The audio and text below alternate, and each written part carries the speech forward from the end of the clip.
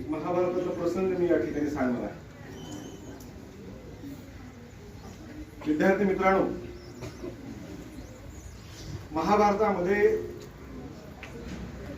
श्रीकृष्णाने अर्जुनाला विश्वरूप दर्शन दिलं आणि विश्वरूप दर्शन देत असताना या जगातलं दुःख, दारिद्र्य, पर्यावरणीय समस्या, भ्रष्टाचार या सर्व घटनांना श्रीकृष्णाने अर्जुनासमोर अवगत केलं.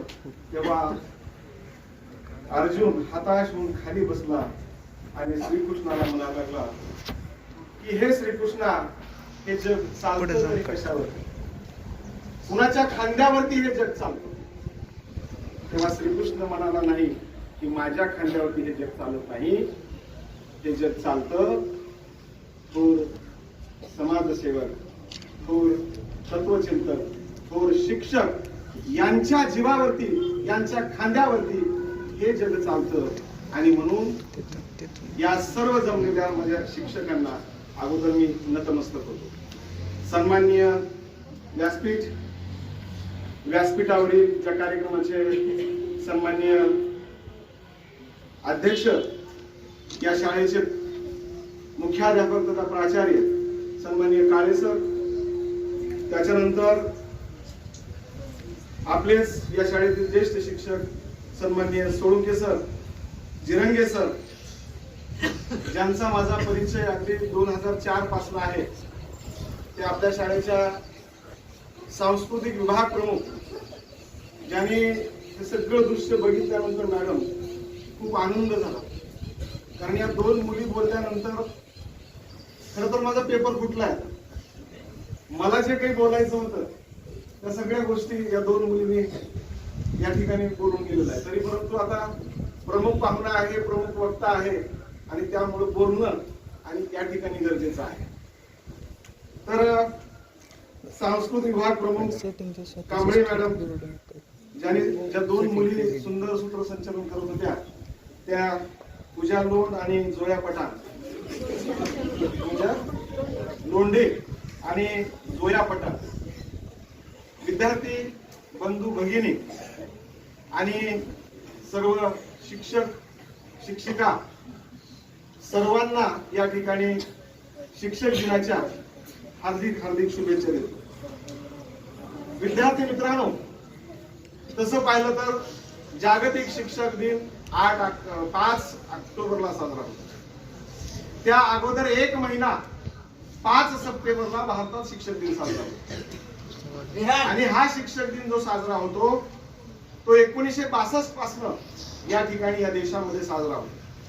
त्याचं कारणही वेगळंच आहे. जेव्हा डॉक्टर सर्वपल्ली राधाकृष्ण राय्यर यांचा वाढदिवस होता, जन्मदिवस होता, या त्यांच्या जन्मदिवसा दिवशी शुभेच्छा देण्यासाठी त्यांचे नातलग, त्यांचे विद्यार्थी, त्यांचे आप्तेष्ट जेव्हा त्यांच्या घरी गेले त्यांना शुभेच्छा देण्यासाठी, तेव्हा राधाकृष्णाने सांगितलं की माझा वाढदिवस, माझा जन्मदिवस साजरा करण्यापेक्षा सर्व शिक्षकांचा या ठिकाणी सत्कार व्हावा, सन्मान व्हावा. आणि म्हणून माझा जन्मदिवस हा संपूर्ण भारतभर या ठिकाणी शिक्षक दिन अर्थात टीचर्स डे म्हणून या ठिकाणी विद्यार्थी मित्रांनो साजरा केला जावा, अशी भूमिका त्या ठिकाणी समोर आलेल्या व्यक्तींसमोर मांडली, सर्वांनी मान्य केली. आणि त्या दिवसापासून म्हणजे 5 सप्टेंबर 1962 पासून आपण दरवर्षी 5 सप्टेंबर हा दिवस मोठ्या अगदी उत्साहात या ठिकाणी शिक्षक दिवस म्हणून या ठिकाणी साजरा करतो. विद्यार्थी मित्रांनो, खरं पाहिलं तर या व्यासपीठासमोर एवढ्या महान व्यक्ती बसलेत. काळे सर आहेत, सोळुंके सर आहेत. यांच्या समोर मी बोलणं म्हणजे सूर्यासमोर पंथी लावणार. कारण या सगळ्या व्यक्ती सूर्य आहेत, मी पंथी आहे. वास्तविक पाहता मी माझ्या विचाराला सुरुवात करण्यापूर्वी या समोर जी प्रतिमा लावलेली आहे, कैलासवासी वसंतरावजी काळे, जे माझे सासरे पंसाप्पा धरणी यांचे अगदी जवळचे मित्र आणि वर्गमित्र असल्यामुळे ते दोघं आरतुर बोलायचे, मला अगदी लहानपणापासून आठवतं. म्हणून सर्वप्रथम मी या ठिकाणी कैलासवासी वसंतरावजी काळे आणि डॉक्टर सर्वपल्ली राधाकृष्ण यांच्या प्रतिमेला वंदन करतो आणि मी माझ्या विचारांना या ठिकाणी सुरुवात करतो. विद्यार्थी मित्रांनो, खरं पाहिलं तर या ठिकाणी शुभांगी लोंढे आणि संस्कृती राडकर या दोघींनी माझा पेपरच फोडून टाकला, हवाच काढून टाकली. मला काय जे बोलायचं होतं हे सगळं ह्या एवढ्या वेगात बोलून गेल्या आणि मी अवाक झालो. मला वाटतं तर मी स्टेजवर जास्त बोलतो नाही, पण माझाही कोणीतरी बाप आहे, माझाही कोणीतरी गुरु आहे की आज याची प्रचिती मला या ठिकाणी मॅडम आपल्या या विद्यालयामध्ये आल्यानंतर ही प्रचिती आहे. विद्यार्थी मित्रांनो, असं म्हणतात की गुरु से बढ़कर शिष्य होता है, म्हणजे शिरास सव्वाशे राष्ट्र लक्षात ठेवा. विद्यार्थी मित्रांनो, या ठिकाणी आपण 3 इडियट चित्रपट पाहिला असेल. या 3 इडियट चित्रपटामध्ये एक गीत आहे, all is well, confusion he confusion है भाई, कंफ्यूजन ही कंफ्यूजन है भाई, सोल्यूशन का कुछ पता नहीं, सोल्यूशन जो मिला है जो साला क्वेश्चन का पता नहीं. माझी अवस्था अशी आहे, प्रश्नच विसरून गेलो मी, मला काय आता करायचं आहे अशी अवस्था मला या ठिकाणी विद्यार्थी मित्रांनो झाली. तरी परंतु मला पुढच्या 10-20 मिनिटांमध्ये 30-40 मिनिटांमध्ये मला जे काही बोलायचं आहे कृपया आपण शांतपणे या ठिकाणी विद्यार्थी मित्रांनो ऐकूया. विद्यार्थी मित्रांनो, या दिवसादिनी मला सांगत असताना मला एकच गोष्ट या ठिकाणी सांगायचं आहे की कृपया आपल्या जीवनाचा खुलासा करून घेऊ नये. कारण जीवनात आनंद वाटायला शिका. जीवनातला जो आनंद आहे तो आनंदही आपलाच आहे आणि जीवनातलं जे दुःख आहे, दुःख आणि आनंद देखील आपलंच आहे हे आपण मानलं पाहिजे. आणि म्हणून आपल्या जीवनाला आनंदी बनवण्यासाठी, आपल्या जीवनाला एका महत्वपूर्ण टप्प्यावर घेऊन जाण्यासाठी या ठिकाणी विद्यार्थी मित्रांनो आपल्या जीवनाचा खुलासा करू. विद्यार्थी मित्रांनो, एक राजा होता आणि तो जंगलात गेला आणि जंगलात गेल्यानंतर एका हरणाच्या पाठीमागे लागला शिकारीसाठी. तो घोड्यावरून हरणाच्या पाठीमागे लागला आणि हरिण सुसाट वेगाने जंगलात निघून गेलं. हरिण दिसेल असं झालं. तेव्हा राजा परतीच्या प्रवासाला निघाला. बरोबर या ठिकाणी सूर्य मात्र मावळतीला गेला. राजा घाबरला, कारण वाघ, सिंह यासारख्या हिंस्र प्राण्याची राजाला भीती होती. तो झाडावर चढला. झाडावर चढून त्याने बघितलं आजूबाजूला काही दिसतंय का, तर एका ठिकाणी त्याला शेकोटी दिसली आणि त्या शेकोटीच्या दिशेनं तो झाडावरून खाली उतरला, घोड्यावर बसला आणि शेकोटीच्या दिशेनं तो त्या ठिकाणी गेला. त्या ठिकाणी एक तरुणी जोडपं त्या ठिकाणी शेकोटी लावून त्या ठिकाणी मस्तपैकी उदार, त्याला आपण काय म्हणतो आपण, शेकत होते, लक्षात ठेवा. आणि त्यामुळं त्या ठिकाणी गेला आणि तो म्हणायला लागला की मला कृपया आसरा द्यावं, कारण मला या ठिकाणी जंगलात आता वाघ सिंहाची भीती वाटत आहे. तेव्हा मला तुम्ही कृपया आजच्या दिवस मला आसरा द्यावा. तेव्हा त्या 2 तरुणींनी जोडप्याने त्याला फळं कंदमुळं खाऊ घातली आणि रात्र संपली. दुसऱ्या दिवशी रात्र उलटून गेल्यानंतर राजा परतीच्या प्रवासाला निघाला आणि परत जात असताना राजाने सांगितलं की तुम्ही दोघं माझ्या बरोबर चला. दोघांनाही जंगलाच्या बाहेर राजाने घेऊन आलं आणि जंगलाच्या बाहेर आल्यानंतर राजानं त्या जंगलाच्या बाहेर त्याचं 10 एकर चंदनाचं जे वन होतं ते वन त्या दोघा जोडप्याला देऊन टाकलं आणि राजा निघून गेला. राजाला वाटलं होतं की हे सगळं चंदन, आता चंदनाची काय किंमत आहे हे तुम्हाला माहित आहे. एक चंदनाचा स्प्रे घ्यायचं म्हटलं तर त्याची काय किंमत असते हे तुम्हाला माहित असतं, लक्षात ठेवा. लाखो कोट्यावधी रुपये किंमत त्या चंदनाची असते.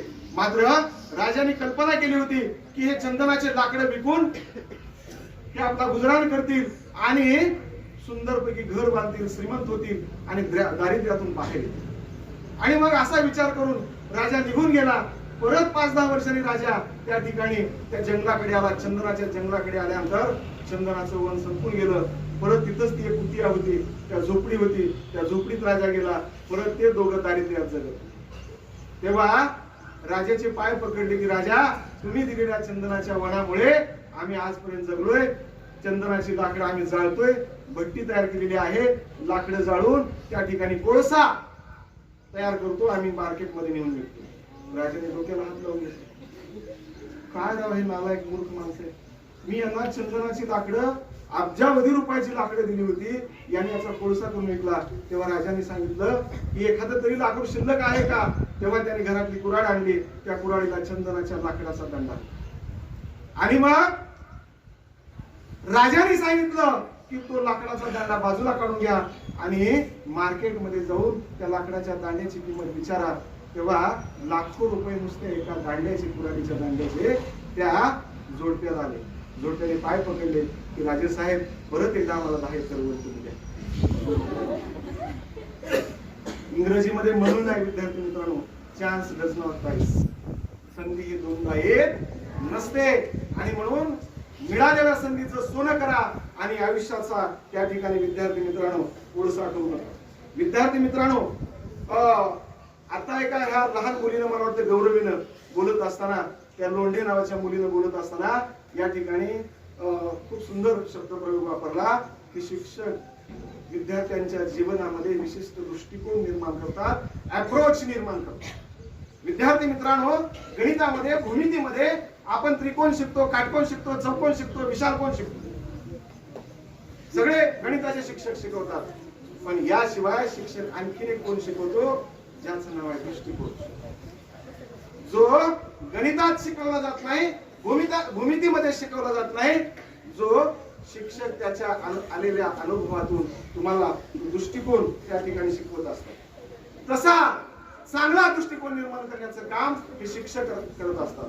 विद्यार्थी मित्रांनो, जपान नावाचा एक देश आहे, ज्या जपानमध्ये कुंफू कराटे, कुंफू कुस्ती माहिती आहे तुम्हाला, आणि कराटे याला प्रचंड महत्व आहे.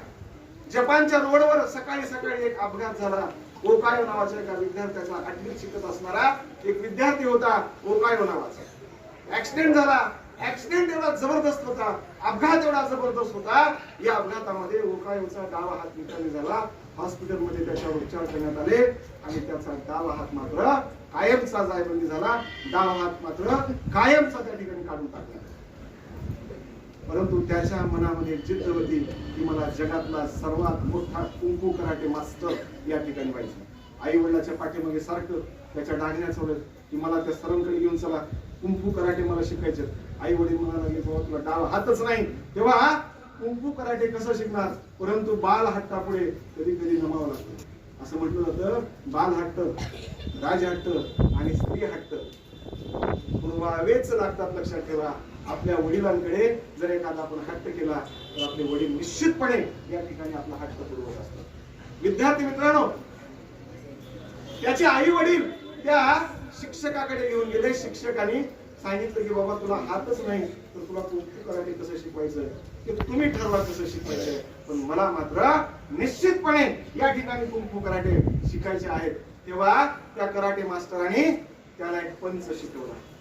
उजव्या हाताने एक पंच मारायला शिकवला आणि मग त्या पंचचा सराव कर, बुक्का मारायचा सराव कर. आणि हा सराव किती दिवस करायचा?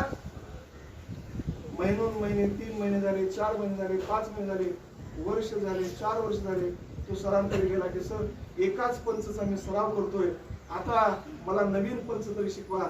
सर म्हणायला लागले की एकाच पंच मध्ये तू अशी मास्टर डिग्री मिळव की जेणेकरून जगात तुला कोणीच हरवणार नाही. कालांतराने एक स्पर्धा भरली, त्या स्पर्धेमध्ये मास्टर करणार होता हा ओकायो नावाचा विद्यार्थी.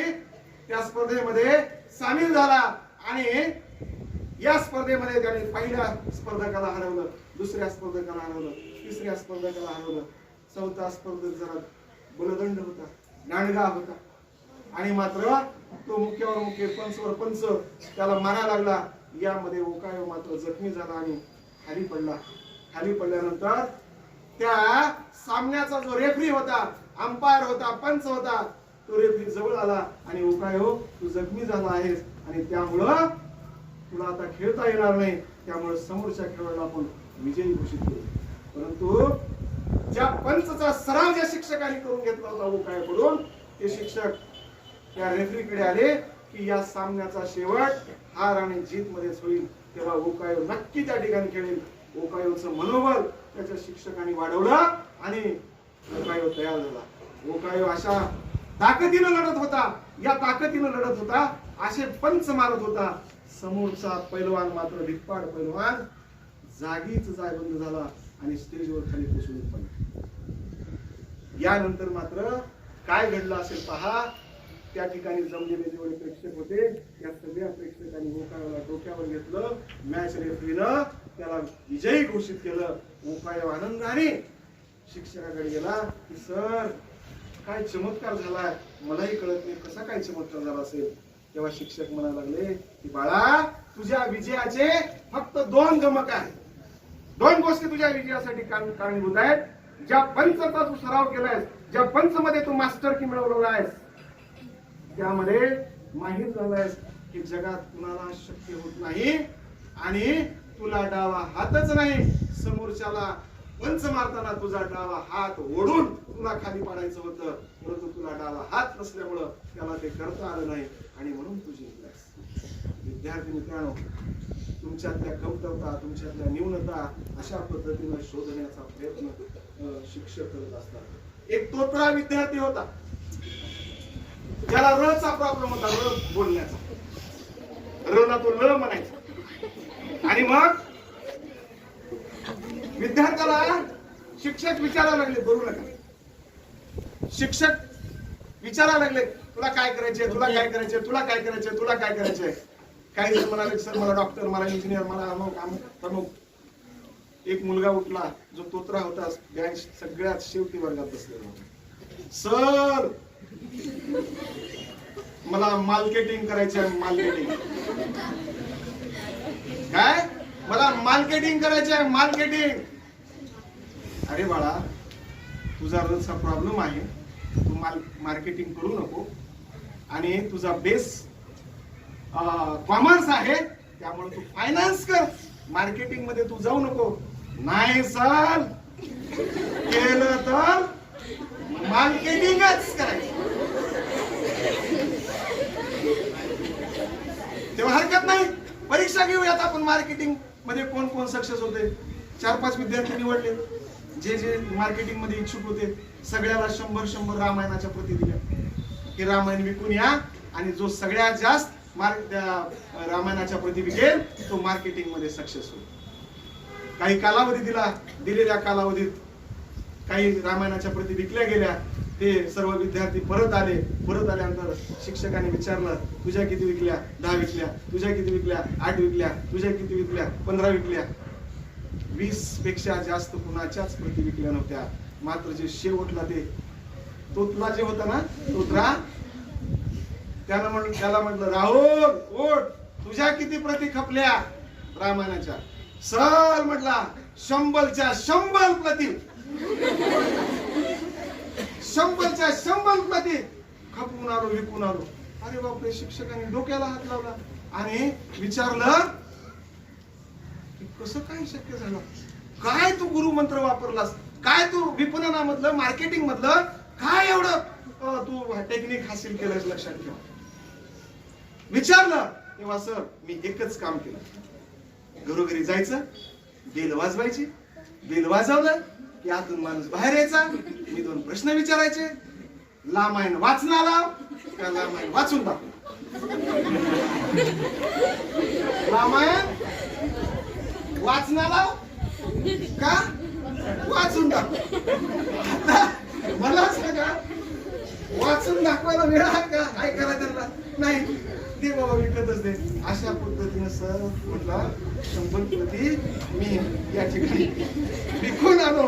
आणि म्हणून विद्यार्थी मित्रांनो, शिक्षक तुमच्यातल्या न्यूनता, कमतरता शोधून त्याला स्ट्रॉंग करण्याचं काम करतात. मला सांगा, या विद्यार्थ्यांनी त्याचा तोत्रेपणा हा कमजोरपणा मानला का? नाही. आपल्या कमजोरपणाला त्यानं आपलं बलस्थान मानलं, आपला स्ट्रॉंग पॉइंट मानला. लक्षात ठेवा. आणि म्हणून तुमच्या बलस्थानावर तुम्ही काम करावं असं मला या दिना दिवशी विद्यार्थी मित्रांनो वाटतं. विद्यार्थी मित्रांनो, एक शिष्य गुरूंकडे जातो आणि म्हणतो की सर आपल्या जीवनाचे मूल्य काय आहे? तेव्हा गुरुजी त्याला एक चमकणारा दगड देतात. गुरु नको रे, समोर बघ, हे कानात बुललेल्या इकडे बघ. तर सर आपल्या जीवनाचं मूल्य काय? तेव्हा शिक्षक त्याला एक चमकणारा दगड देतात आणि म्हणतात की बाजारामध्ये जा आणि याची किंमत विचार. तेव्हा तो दगड उचलतो चमकणारा आणि एका फळ विक्रेत्याकडे जातो आणि फळ विक्रेत्याला म्हणतो की हा दगड किती रुपयाला घेणार? फळ विक्रेता म्हणतो की 10 पेरू देतो. तेव्हा तू मला तो दगड दे. तो दगड घेतो, भाजी विक्रेत्याकडे जातो. भाजी विक्रेत्याकडे जाऊन त्या ठिकाणी हा दगड किती रुपयाला विकत घेणार? तेव्हा भाजी विक्रेता म्हणतो की तुला पोतभर भाजी देतो, त्या बदल्यात मला हा दगड दे. तो दगड घेतो, सोनाराकडे जातो. सोनाराला दाखवतो हा दगड किती रुपयात विकत घेणार? सोनार म्हणतो या दगडाचे तुला 2 लाख रुपये देतो. मला विकायचा नाही, तो दगड परत द्या. तो दगड एका हिरे व्यापाऱ्याकडे, एका झोरीकडे तो दगड घेऊन जातो आणि झोरीकडे घेऊन गेल्यानंतर तो दगड बघितल्यानंतर तो झोरी आश्चर्यचकित होतो. तो दगड हातात घेतो, टेबलवर एक रंगीत कपडा तो अंथरतो, त्या कपड्यावर तो दगड ठेवतो आणि त्या दगडाला प्रदक्षिणा घालतो आणि त्या दगडाच्या पायावर की बाळा, या दगडाची किंमत करू शकत नाही, हा दगड अमूल्य आहे. विद्यार्थी मित्रांनो, त्यामुळं तो जो विद्यार्थी होता, तो विद्यार्थी त्या दगडाला घेतला आणि आपल्या गुरुजीकडे गेला. गुरुजीला घडलेला सर्व प्रसंग सांगितला. तेव्हा गुरुजीने म्हटलं की बाळा, की आपलं जीवन आणि हे जो दगड आहे, हिरा आहे, यापेक्षा काही वेगळं नाही. या हिऱ्याला कोणीतरी बाहेरून पैलू पाडावं लागतं आणि हे पैलू पाडण्याचं काम कोण करतं? विद्यार्थी मित्रांनो, शिक्षक करत असतात. लक्षात ठेवा, तुमच्या जीवनाला आकार देण्याचा प्रयत्न या ठिकाणी विद्यार्थी मित्रांनो करतात. शिक्षक तुम्हाला निंदेपासून दूर ठेवतात. विद्यार्थी मित्रांनो, जगात सर्वात जास्त जर पाप कोणतं असेल तर ते म्हणजे निंदा आहे. लक्षात ठेवा. आणि म्हणून आजपासून माझं भाषण ऐकल्यानंतर कोणी निंदा करायचं नाही, कोणी चाड्या करायच्या नाहीत, कोणी चुगल्या करायच्या नाहीत. कारण भगवान श्रीकृष्णाने गीतेमध्ये सांगितलंय की निंदा कोणी करायचं नाही. तुकाराम महाराज म्हणतात की निंदकाचे घर असावे शेजारी, असू द्या शेजारी, परंतु तुम्ही मात्र निंदा करायचं नाही. कारण निंदा केल्यानंतर एक प्रसंग सांगतो. एक लेडीज, एक बाई एका घरामध्ये दुपारच्या पर्यंत काम करत होती आणि काम करत असताना आवाज मोठा आहे, त्याला बोलून घेते, महाराज दुपारची वेळ आहे, पाणी तर प्या. महाराज बसतात, पाणी पितात. तेव्हा ती लेडी म्हणते, पाणी पिलात, आता जेवणाची वेळ पण झाली आहे, जेवण करून जा. तेव्हा त्याचा आग्रह, त्या स्त्रीचा आग्रह त्या सिद्ध पुरुषाला बळवत नाही. तेव्हा तो जेवायला बसतो. जेवायला बसल्यानंतर त्या स्त्रीला वाटलं की महाराज एवढ्या दिवसानं माझ्या घरी जेवायला आलेत, काहीतरी गोडधोड असलं पाहिजे, गोडधोड मिळालं पाहिजे. गोडधोड घरात नव्हतं. शेजारणीकडे गेली. शेजारणीला म्हटलं काही तर गोडधोड आहे का ग? महाराज जेवायला बसले. तेव्हा ती म्हटली, आत्ताच मी खीर केली आहे, ती खीर घेऊन जा आणि महाराजाला दे. महाराजाला दिली. चांगलं महाराज जेवायला बसले होते. 4-2 घास जेवण पोटात घातले होते. खीर खाल्ल्याबरोबर महाराजांनी प्राण सोडला. महाराज वरच्या यात्रेवर निघाले. महाराज मेले. यम आणि चित्रगुप्ताकडे हे प्रकरण गेले. चित्रगुप्ताने यमाने हा सगळा प्रकार चित्रगुप्ताला सांगितला. चित्रगुप्ताने सर्व जे काही चौकशी आहे, ही सगळी चौकशी आपल्याकडे चौकशी आयोग नेमतात. काही घटना चौकशी आयोग नेमला आणि चौकशीमध्ये एक असं सिद्ध झालं होतं की ती खिरीची वाटी घेऊन येत असताना आकाशातून एक घार जाते. त्या घारीच्या तोंडामध्ये एक साप होता. ज्या सापाचं विष, तोंडातलं विष कुठं पडलं? त्या वाटीत पडलं. लक्षात ठेवा. आणि त्या सापाच्या विषयामुळं महाराज मेले होते. परंतु 2 शेजारणी नालायक चर्चा करत होत्या. नालायकांनी पहा की दोघीने ठरवून महाराजाला मारले. म्हणजे तिने खीर दिली, तिनं जेवणाला बोलले, ठरवून बिचार चाललं होतं, त्याला उघडच्या उघड बोलून घेतलं, ठरवून त्याचा घातपात केला. चर्चा कोणती? 2 बायका शेजारच्या, निंदा सुरू झाल्या. तेव्हा चित्रगुप्ताने विचारलं की हे पाप कुणाच्या पदरात टाकायचं? तेव्हा यमाने म्हटलं की त्या घारीच्या पदरात टाकावं. चित्रगुप्ताने म्हटलं घारीची काय चूक आहे? ती तिचं भक्ष्य शोधत होती, भक्ष्य घेऊन जात होती. त्याच्यामुळे तिच्या पदरात टाकता येत नाही. मग सापाच्या पदरात टाका. सापाच्या पदरात तरी का टाकायचं? साप जीवाच्या आकांतानं तोंड वाजत होता आणि त्याच्या उघडलेल्या तोंडातून ते विष खाली पडलं. मग जिने खीर दिली जेवायला, तिच्या पदरात हे पाप टाका. अरे तिच्या पदरात कसं हे पाप टाकता येईल? तिनं तर गोड गोड खीर दिले, तिच्याही पदरात टाकता येईल. मग जिने जेवायला बोलवले तिच्या पदरात टाका. अरे तिनं तर जेवायला बोलवले, तिच्या पदरात कसं टाकता येईल? मग चित्रगुप्तानं म्हटलं, हरामखोर दोन ज्या बायका निंदा करू लागल्या होत्या ना, त्यांच्या पदरात पाप टाका. उचला म्हणजे त्यांना घेऊन यावं. कृपया हात जोडून सगळ्यांना विनंती की निंदा मात्र अजिबात करायची. समोरच्यानं तुमची काय निंदा करायची ती करू द्या विद्यार्थी मित्रांनो. आणि त्यामुळं तुम्ही मात्र विद्यार्थी मित्रांनो निंदा करायचं नाही. तुकाराम महाराज म्हणतात, बोलू ना, बोलू ना, बोलू का? आहे 15 मिनिटं आहेत, शाळा सुट्याला आहे. मी सगळ्यांना वेळ विचारलंय. तर विद्यार्थी मित्रांनो, तुकाराम महाराज म्हणतात की अहंकार आला तुका म्हणे वाया गेला. परत एकदा अहंकार आला तुका म्हणे वाया गेला, अहंकार गेला तुका म्हणे देव झाला. आणि म्हणून आपल्यातला जो अहंकार आहे ते अहंकारा घालवण्याचं काम कोण करत असतं? शिक्षक करत असतो. उत्तम चारित्र्य, उत्तम संस्कार शिक्षक देत असतात. Stand up, be bold and be strong and take the whole responsibility on your own shoulders. Vivekananda म्हणायचे की उठा, सर्व जगातल्या ज्या जबाबदाऱ्या आहेत त्या स्वतःच्या खांद्यावरती घ्या. असं कोण सांगायचे? विवेकानंद. त्या विवेकानंदाला अमेरिकेमध्ये एका पत्रकाराने प्रश्न विचारला की स्वामीजी, की तुम्ही एवढं सगळ्या जगभरामध्ये भाषण देत फिरतायत, एवढी छान छान या ठिकाणी हिंदू धर्मावर तुम्ही प्रवचन देतायत, हे असल्या वेशात, हे असल्या भगव्या वेशात, आमच्याकडे बघा सूट बूट कोट टाय असला वेश धारण करा आणि भाषण देत फिरा. तेव्हा विवेकानंद काय म्हणाले असते विद्यार्थी मित्रांनो, की तुमच्याकडे चारित्र्य हे कपड्यात मोजलं जातं. माझ्या देशात, माझ्या धर्मात चारित्र्य हे संस्कारात मोजलं होतं, लक्षात ठेवा. आणि म्हणून उत्तम संस्कार हे आपल्यासाठी एक मेजवानी असतात, लक्षात ठेवा. आणि म्हणून या ठिकाणी संस्काराची मेजवानी देण्याचं काम विद्यार्थी मित्रांनो शिक्षक करत असतात. विद्यार्थी मित्रांनो, भारताला थोर अशी गुरु शिष्याची परंपरा आहे. श्रीकृष्ण अर्जुन असेल, स्वामी विवेकानंद परमहंस असतील, महात्मा गांधी असतील, मार्टिन लुथर किंग असेल, नेल्सन मंडेला असेल, चाणक्य असतील, विक्रमादित्य राजा असेल, अशा सारख्या महान गुरु शिष्यांची या ठिकाणी परंपरा आहे. विद्यार्थी मित्रांनो, महाभारताचे 8 अध्याय, त्यातला 3रा, 4था आणि 5वा अध्याय वाचण्यासाठी.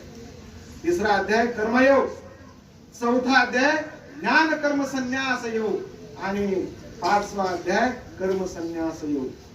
या ज्ञान कर्म संन्यास योगामध्ये 7वा श्लोक आहे, यदा यदा हि धर्मस्य ग्लानिर्भवति भारत अभ्युत्थानं धर्मस्य तदात्मनं सृजामि. त्याच योगामध्ये पुढचा 7व्या श्लोकानंतर 8वा श्लोक आहे, परित्राणाय साधुनाय विनाशाय च दुष्कृताम्यहं संभवामि युगे. पुढे श्रीकृष्ण असं म्हणतोय, मी कथेची या भाषणाची सुरुवातच करत असताना श्रीकृष्ण आणि अर्जुनाच्या प्रसंगाने केली. अर्जुन हताश होऊन म्हणाला होता, हे श्रीकृष्णा, हे जग चालतं तरी कशाला? तेव्हा अर्जुनाला वाटलं की मी युद्धाला उभारलोय, माझ्या समोर माझा भाऊ आहे, माझा शिक्षक आहे, माझा चुलता आहे, माझे सर्व नातलग आहे, मग मी पुन्हा सोबत करतोय, कुणाला मारणार आहे मी आणि काय इथून घेऊन जाणार आहे विद्यार्थी. तेव्हा त्या ठिकाणी श्रीकृष्ण म्हणायला लागला की कर्मण्यवाधिकार असते मा फलेषु कदाचन मामानुस्मर युद्धक्ष. कर्माची अपेक्षा फक्त कर्म कर, फळाची अपेक्षा करू नको. फक्त युद्ध कर, फळ मात्र काय मिळेल हे या ठिकाणी विद्यार्थी मित्रांनो याची अपेक्षा करायची. आता सकाळी येत असताना, सकाळी येत असताना एक गाणं ऐकत होतो, या जगण्यावर या जन्मावर शतदा प्रेम करावे. आता मला सांगा, तुमच्या जगण्यावर, तुमच्या जन्मावर जर प्रेम करायचं असेल तर तुम्ही आनंद दिला पाहिजे आणि आनंद वाटला पाहिजे. देवानं हात किती दिलेत? 2 हात दिलेत. लक्षात ठेवा, त्याच्या पाठीमागे देखील भगवंताचं एक दृष्टिकोन आहे, एक अप्रोच आहे. एक देखील हात देऊ शकला असता, इथून घशातून एक हात बाहेर काढला असता आणि भागवा एकावरच म्हटलं असतं. परंतु देवाने विचार करून 2 हात दिले. का? कारण एक हात घेण्यासाठी आहे आणि दुसरा हात देण्यासाठी आहे. लक्षात ठेवा. आणि म्हणून या प्रसंगी विंदा करंदीकरांची एक कविता आहे. लक्षात ठेवा की देणाऱ्याने देत जावे, घेणाऱ्याने घेत जावे. पुढे हिरव्या हिरव्या डोंगराकडून हिरवी पिवळी शाल घ्यावी, सह्याद्रीच्या कड्या करून छातीसाठी ढाल घ्यावी. वेड्या पिशा ढगाकडून वेडे पिशे आकार घ्यावेत. पृथ्वी माती मधल्या प्रश्नांसाठी पृथ्वीकडून हुंकार घ्यावेत. उसळलेल्या दर्याकडून पिसाळलेली आयाळ घ्यावी. पुढे काय की देणाऱ्याने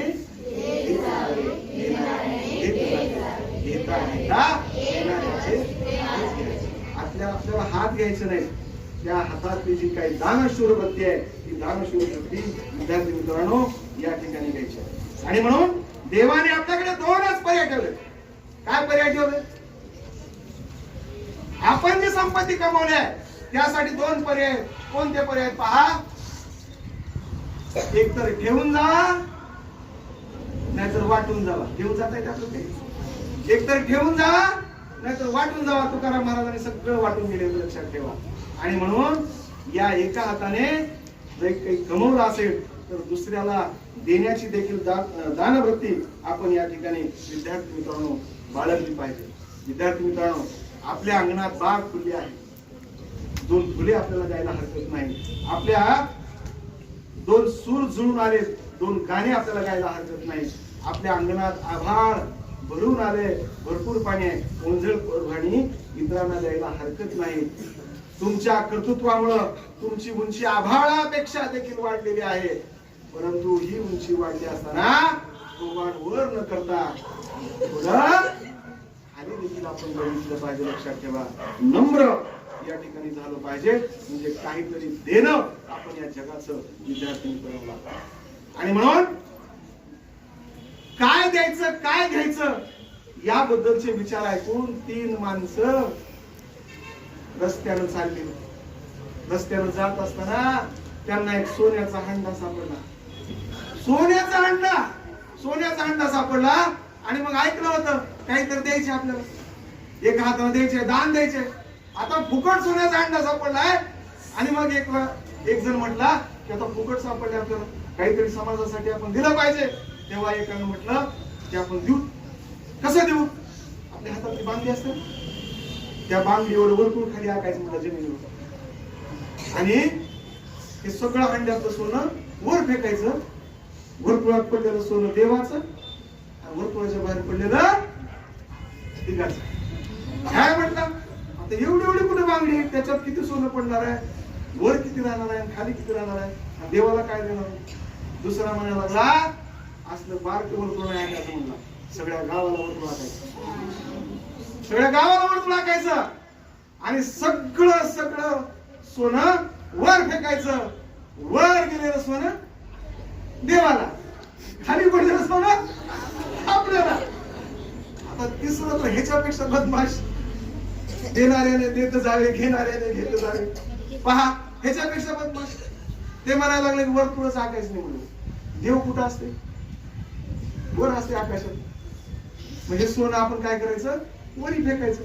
वर गेलेलं देवाकडे, खाली पडलेलं आपल्याला. लक्षात ठेवा. आणि म्हणून या प्रसंगी बोलत असताना विद्यार्थी मित्रांनो बरेच प्रसंग तुम्हाला सांगते. गेल्या 5-6 वर्षापूर्वी जग असं बंद पडलेलं होतं. 2019 ते 2021 या काळामध्ये खिडकीतून आपण बघायचो आणि बघत असताना जनावर रस्त्याला करायचं आणि आपण मात्र स्वतःला टोकून घेतलो. डोळ्याला न दिसणारा व्हायरस, ज्या व्हायरसनं सगळ्या जगाला परिणाम करून टाकलं. आणि जात असताना या जगाला आनंद द्या, आनंद वाटा. जात असताना ज्ञानेश्वर संत ज्ञानेश्वरांनी त्यांच्या ज्ञानेश्वरीमध्ये अभंग लिहिलेला आहे. ऋण भ्रमरा चरण कमळ दळूरी भ्रमरा. म्हणजे तुमचं मन जे आहे, मन अथांग आहे. मनाला कुठं थांबतं का मन? क्षणात मन एका वेगळ्या गावात, क्षणात इथं. आणि त्यामुळं अशा मनाला जर आवड घालायचं असेल तर ज्ञानेश्वरांनी काय सांगितलं की चरण कमळ दळू रे भ्रमरा. लक्षात ठेवा, संतांच्या चरणाजवळ आणि आपलं मन त्या ठिकाणी विद्यार्थी मित्रांनो गुंतवलं पाहिजे. जात असताना एकच गोष्ट सांगतो विद्यार्थी मित्रांनो, या शाळेतले डेस्क इथंच राहणार आहेत. ते डेस्क सोडून तुम्हाला निघून जायचं, लक्षात ठेवा. पण जात असताना शाळेसाठी, तुमच्या शिक्षकासाठी तुम्हाला विद्यार्थी मित्रांनो काही ना काही त्या ठिकाणी करायचे आहे. परत एकदा खूप बोललोय, आणखीनही बोलू शकतो, परंतु वेळ झालेली आहे, तुमची शाळा सुटण्याची वेळ झाली आहे. आणि त्यामुळं आज काही न बोलता परत एकदा या ठिकाणी सर्व शिक्षकांना या शिक्षक दिनाच्या शुभेच्छा देतो. विशेषतः त्या दोघीचं, राडकर आणि तिकोल लोंढे शुभांगी, या दोघीचं परत एकदा अगदी हृदयातून, दिलसे हृदयातून तुमचं अभिनंदन, स्वागत. थांबतो. जय हिंद, जय महाराष्ट्र.